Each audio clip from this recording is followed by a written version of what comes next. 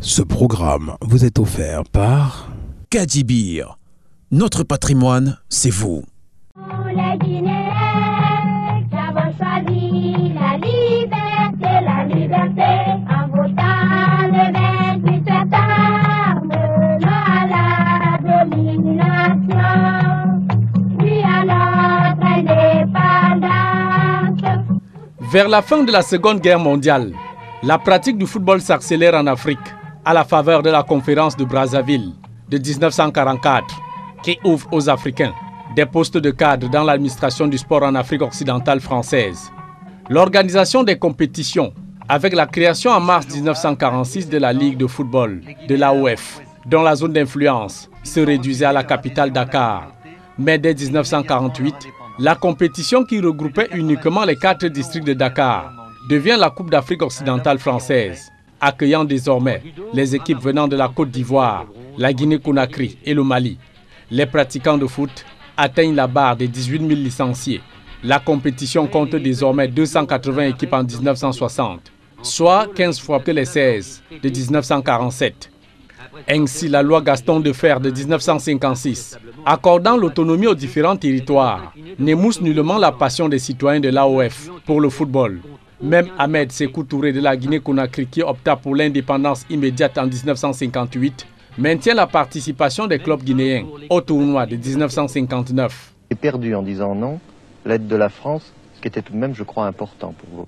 Pourquoi ne pas dire une bonne fois non, en expliquant le non, non pas comme une fin de coopération avec la France, mais d'abord comme une forme de confiance en soi-même, comme la prise de la responsabilité d'un peuple qui veut aller directement vers son destin et qui ne s'interdit pas une coopération fraternelle avec les autres peuples. C'est ce que la Guinée a dit.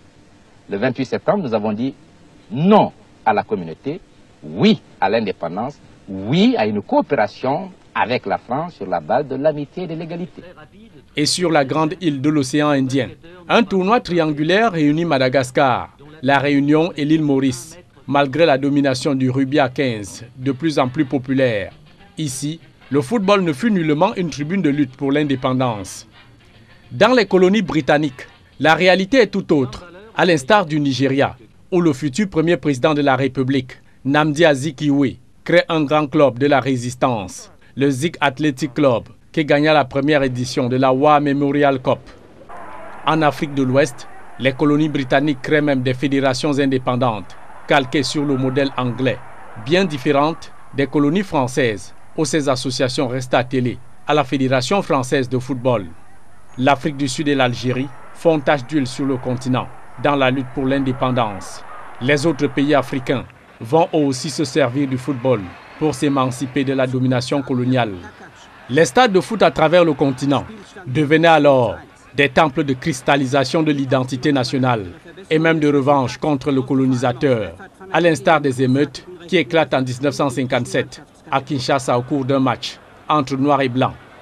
De l'est à l'ouest, du nord au sud, souffle un grand vent de décolonisation qui conduira la plupart des pays africains à la souveraineté internationale. Au-delà de son rôle politique, le football africain était sur les rails de son organisation, la structuration des équipes nationales, la gestation de la Confédération africaine de football et la Coupe d'Afrique des Nations au courant de la décennie 50. Eckstoß nun von rechts. Und jetzt achten Sie wieder auf Torwart Kattac. Viel höher als er kommt mit dem Kopf Ismail und es steht 2:2. Ce programme vous a été offert par Kadjibir. Notre patrimoine, c'est vous.